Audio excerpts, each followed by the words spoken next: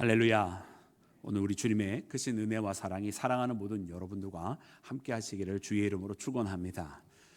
태초에 말씀이 계시니라. 사랑하는 여러분, 요한복음은 창세기 1장 1절과 마찬가지로 태초에라고 하는 단어로 오늘의 말씀을 열고 있습니다. 이처럼 태초에라고 말씀을 시작하면 이 땅에 있는 모든 근원이 바로 여기에서 시작이 되었다라고 하는 바로 그런 선포입니다. 우리가 원어로 봐도 태초에라고 하는 말은 헬라어로 엔아르케라고 되어 있는데, 이 아르케라고 하는 말이 우리가 고고학이라고 하는 아르키올로지라고 말을 하는데요, 그 고고학의 근원, 그 뿌리가 되는 단어가 바로 이 아르케, 오늘 본문 말씀 가장 첫 번째 나오는 그 단어의 같은 단어입니다. 그래서 모든 것의 근원, 모든 것의 시작이 바로 여기서다라고 오늘 말씀은 여러분 우리 믿음의 사람들에게, 우리 신앙인들에게 선포해 주고 계십니다. 그래, 그 태초에 어떠한 일들이 일어났는가?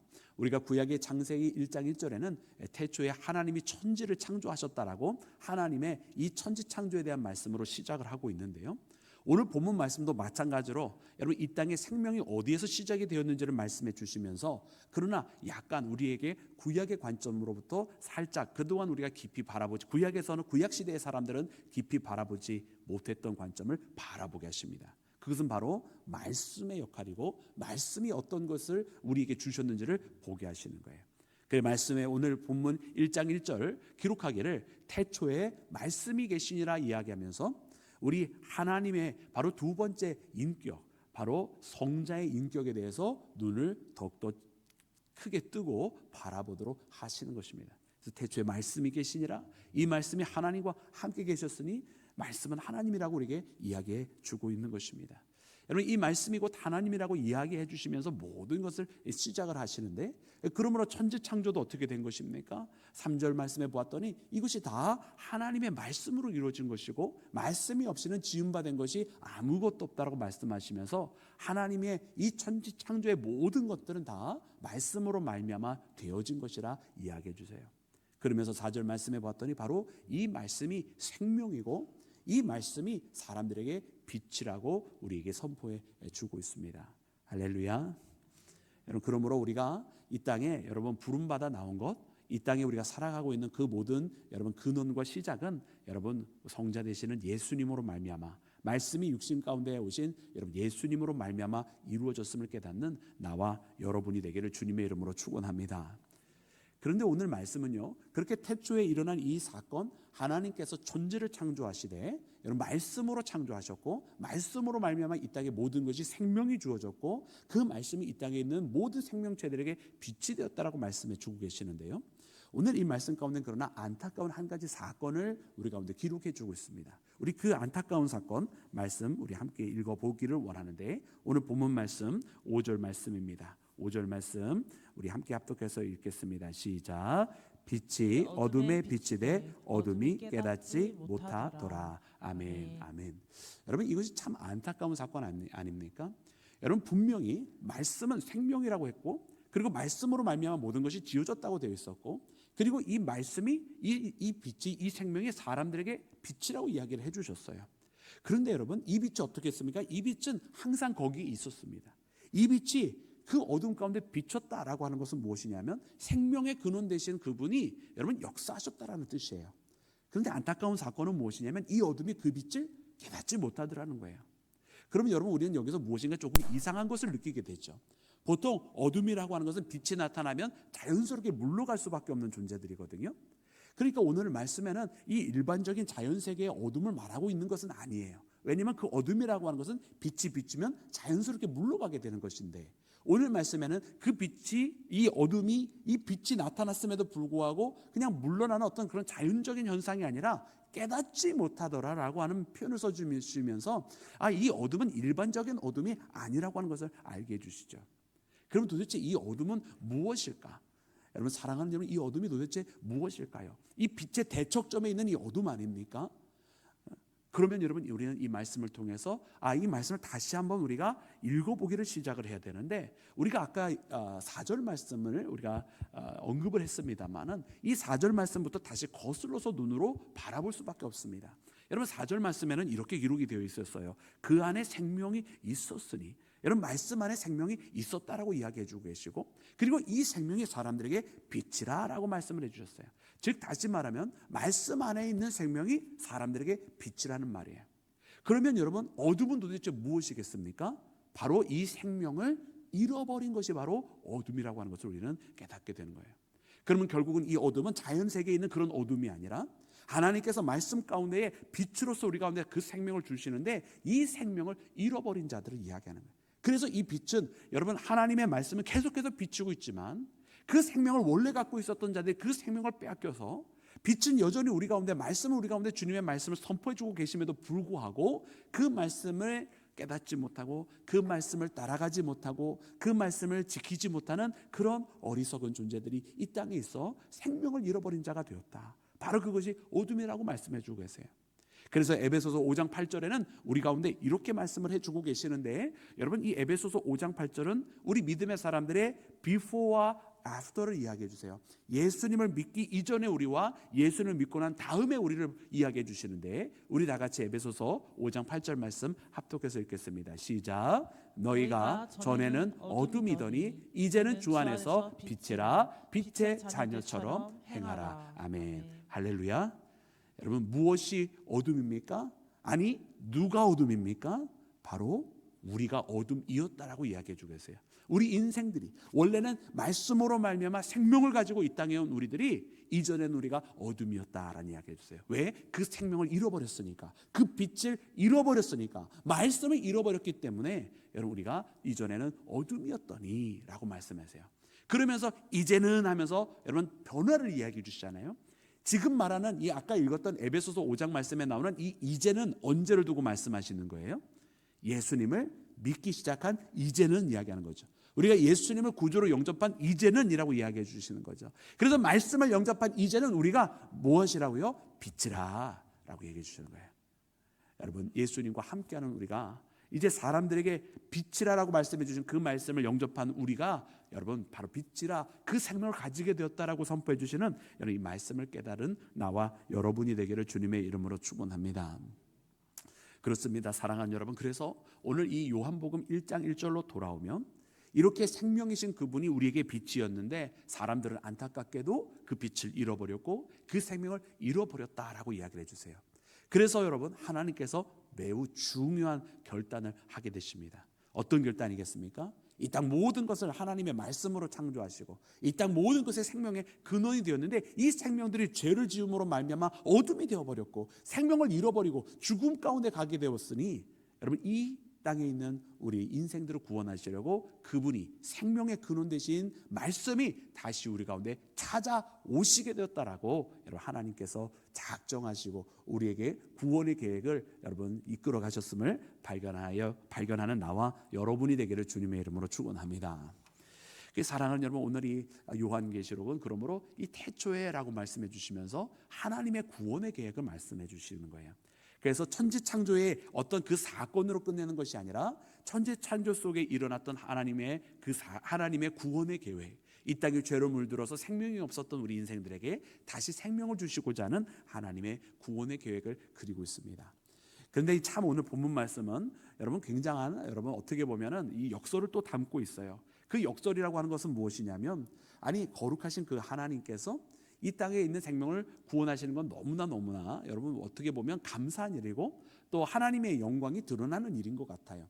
그런데 오늘 말씀 속에 그 일을 행하고자 하나님께서 이 땅에 오셨다. 9절 말씀, 10절 말씀 보니까 이제 그 빛이 사람들에게 찾아오셨고 사람들 사이에 거하셨다. 여러분 여기까지는 이해가 되거든요. 왜냐하면 그 사람들을 구원하시려고 하니까 내려오셨고 찾아오셨고 그들과 함께 계셨다라고 하는 말씀이 이해가 되는 거예요. 그런데 여기에서 하나님은 그 발걸음을 멈추지 아니하시고 찾아오시는 그 모습을 뭐라고 표현해 주고 계시냐면 14절 말씀인데, 여러분 14절 말씀을 다 같이 함께 합독해서 읽도록 하겠습니다. 시작.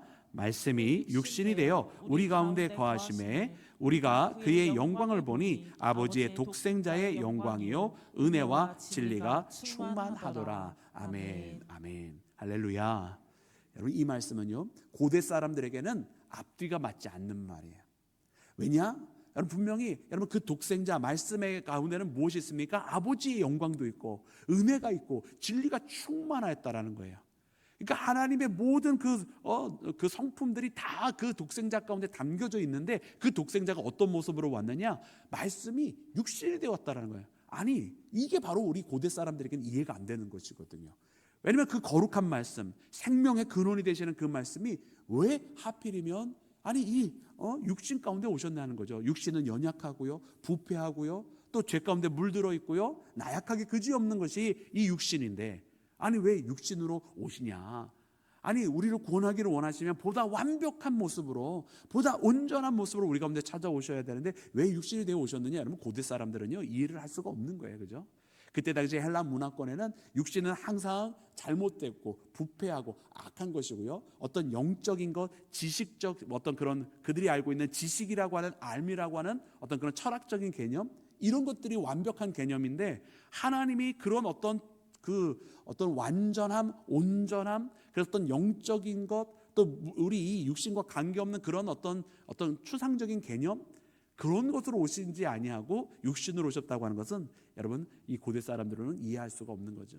뭐 그래서 예를 들면 영지주의가 그때 당시에 나타날 수밖에 없었던 것도 바로 그런 그때 당시에 여러분 어떤 당대의 사조를 우리에게 잘 드러내는 사건입니다.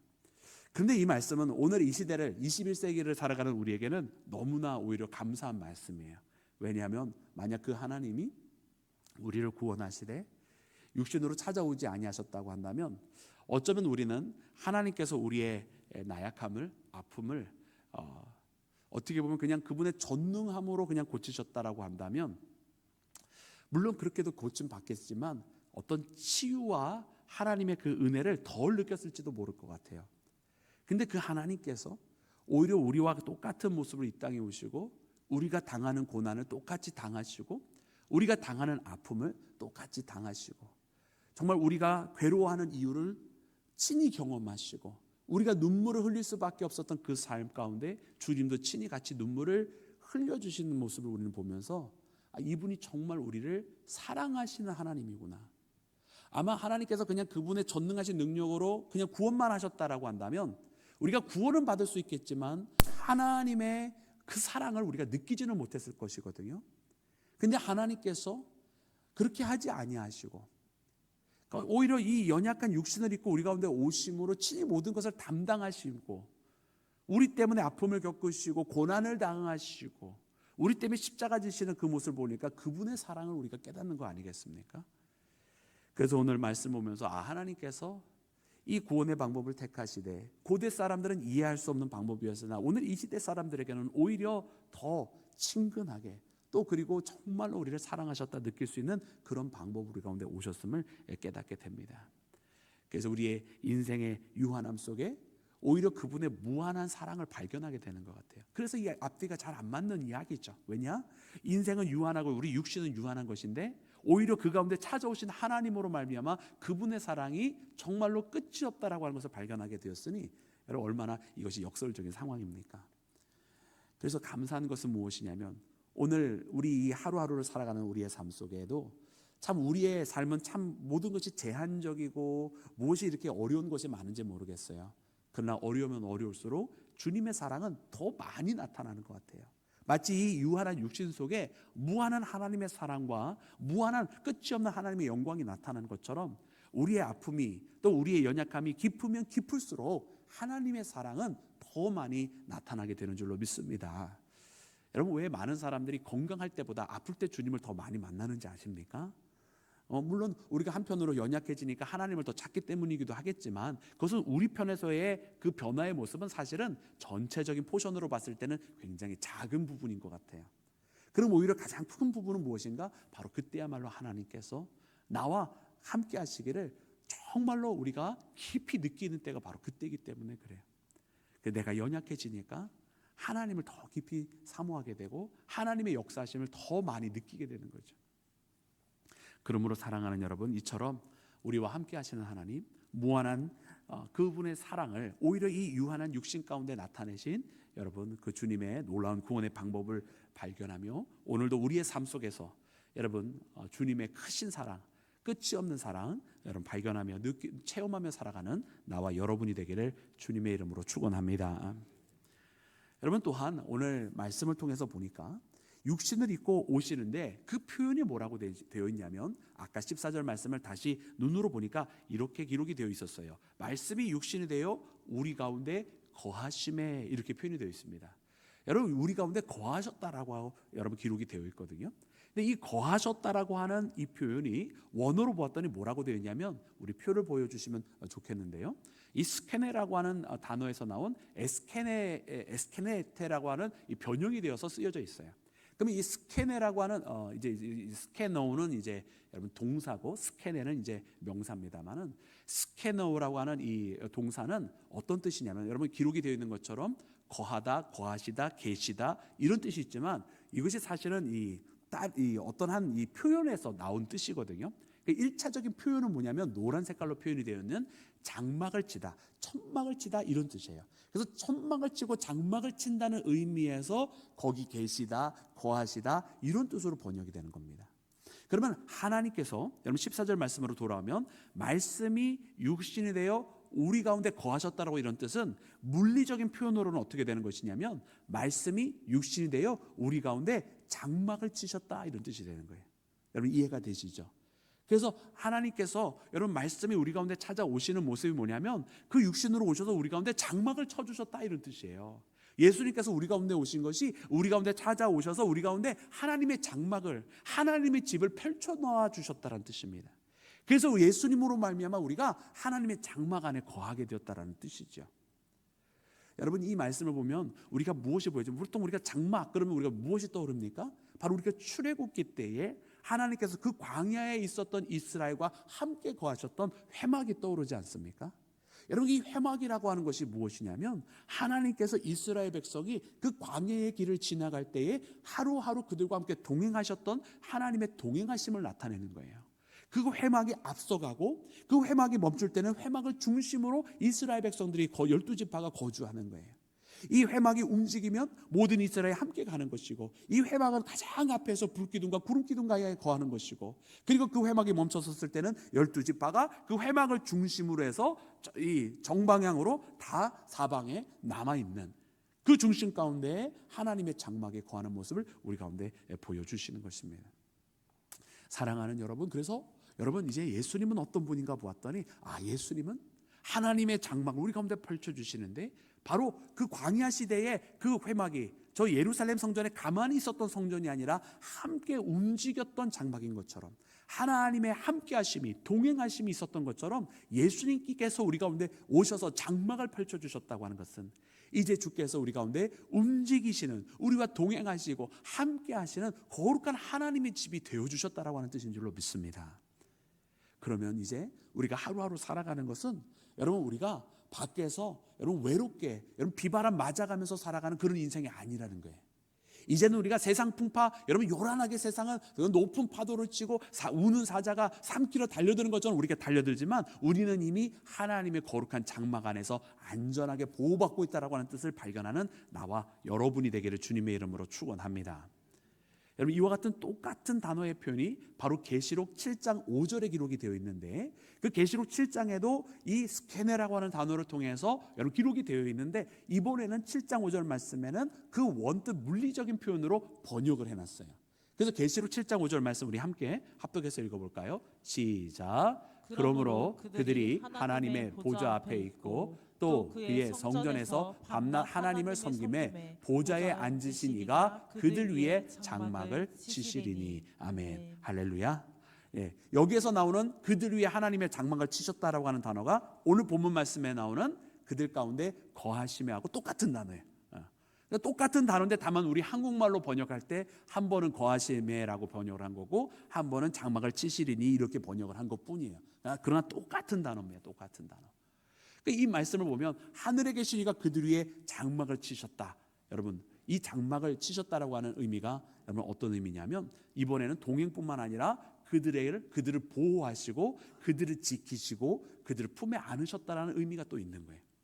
여러분 예수님께서 그러므로 말씀이 육신이 되어 우리 가운데 거하심에라고 하는 뜻을 우리가 다시 한번 살펴보니까 예수님께서 우리 가운데 장막을 치셨을 때는 첫 번째는 아까 이야기한 것처럼 우리와 함께 동행하시고 우리와 함께 움직이시고 함께 계시는 분이라고 하는 뜻도 있지만 또한 동시에 이제는 그분이 장막을 치심으로 말미암아 우리가 그분 안에서 안전하게 지킴을 받게 되었다. 돌보심을 받게 되었다라고 하는 것을 말씀이 우리에게 가르쳐 주고 계시는 줄로 믿습니다. 사랑하는 여러분, 그래 우리 하나님은 지금도 우리에게 움직이시는 성전이 되어 주셨어요. 그리고 우리와 함께 동행하시고 또 우리를 보호하시는 그분의 여러분 날개 그늘 안에 우리가 있게 되었다라고 하는 사실입니다. 그래서 말씀이 우리 가운데 찾아오셨구나. 말씀이 우리 가운데 찾아오셔서 생명의 빛을 잃어버렸던 우리에게 다시 그 생명의 빛을 허락하시고 죄에 물들어서 사망이 우리의 코앞에 놓여지게 되었는데 이제 그 사망의 위협을 끊어내시고 더 이상 그 사망에 물들지 않도록 막고 계시는 여러분 주님의 모습을 발견하는 나와 여러분이 되기를 주님의 이름으로 축원합니다. 사랑하는 여러분, 그래서 오늘 이 말씀 보면 하나님께서 이런 결단으로 이 세상을 여시고 태초에 그 말씀이 계셨고 생명이 근원되시는 그분이 왜 이 땅에 다시 찾아오실 수밖에 없게 되었는지를 보여주시는 것입니다. 자, 사랑하는 여러분, 그러면 이제 우리에게는 한 가지 숙제가 남아 있습니다. 여러분, 예수님께서 우리에게 찾아오셔서 다시 장막을 펼쳐주시고 우리를 보호해 주시고 우리와 함께 동행하시고 정말 빛이 우리 가운데 비쳤지만 그것을 깨닫지 못했던 우리에게 다시금 진정한 빛을 얻도록 생명을 얻도록 우리에게 이처럼 주님께서 일을 행하셨다라고 한다면 이제 우리는 무엇을 해야 되겠느냐는 말이에요. 12절 말씀에 보았더니 여러분 영접하는 자, 여러분 곧 그 이름을 영접하는 자는 하나님의 자녀가 되는 권세를 주셨다라고 말씀해 주셨습니다. 여러분 우리가 예수님을 믿지 않습니까? 예수님을 영접하지 않았습니까? 그러면 여러분 이제 우리는 무엇이 되었어요? 우리도 하나님의 자녀가 됐다는 거예요. 그래서 아까 우리가 에베소서 5장 7절 말씀을 읽은 것처럼 이전에는 어둠이었지만 이제는 빛이라, 이제는 너희가 빛의 자녀라 말씀하신 것처럼 하나님의 자녀가 되어서 그 생명을 가진 여러분 하나님의 자녀가 되었다라고 말씀하셨어요. 이는 혈통으로나 육으로 된 것이 아니요 오직 하나님의 뜻으로 되어진 것인 줄로 믿습니다. 여러분 사람의 뜻이 아니고 하나님의 뜻으로 되어졌다라고 한다면 여러분 이제 우리가 하나님의 자녀가 되었고 하나님의 자녀가 돼서 그 생명을 가지고 있다고 한다면 이제 우리가 무엇을 하여야 하겠느냐는 거예요. 그 생명을 가진 자가 무엇을 했습니까? 여러분 생명의 근원 되신 예수님께서 먼저 우리에게 보여주셨잖아요. 생명의 근원 되신 그분이 어둠이 되어버린 우리에게 찾아오셔서 그분의 생명을 우리에게 비춰주신 것처럼 이제 생명을 갖게 된 우리, 예수님으로 말미암아 그 생명을 다시 얻은 우리 또한 아직도 어둠으로 살아가고 있는 이 땅에 있는 여러분 많은 인생들을 우리가 찾아가 정말 진정한 생명이 무엇인지를 여러분 우리가 가르쳐 줘야 될 줄로 믿습니다. 이를 위해서 예수님께서 우리에게 장막이 되어 주신 것처럼 여러분 우리도 장막을 우리에게 그들에게 펼쳐 주어야 합니다. 그들에게 여러분 그 눈물을 닦아줄 수 있는 작은 손길, 그들에게 부족한 그 사랑을 나눠줄 수 있는 한 번의 발걸음이 우리 가운데 있어서 우리도 그 장막이, 주께서 우리에게 장막이 되어주신 것처럼 우리도 그들에게 장막이 되어줘야만 합니다. 그러나 물론 우리가 기억해야 합니다. 우리는 결단코 완전한 장막이 아닙니다.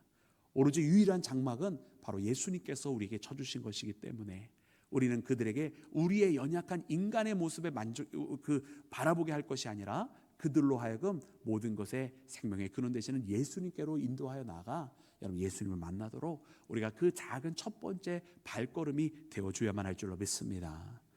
그렇습니다. 사랑하는 여러분, 그래서 오늘 이 말씀을 통해서 여러분 우리가 주께서 우리에게 거하셨다, 우리에게 장막을 쳐주셨다라고 하는 것으로 여러분 새로운 구원의 역사가 시작이 된 것처럼 우리도 나아가 예수 그리스도를 전파하며 작은 장막이 되는 믿음의 자녀가 되기를 주의 이름으로 축원합니다.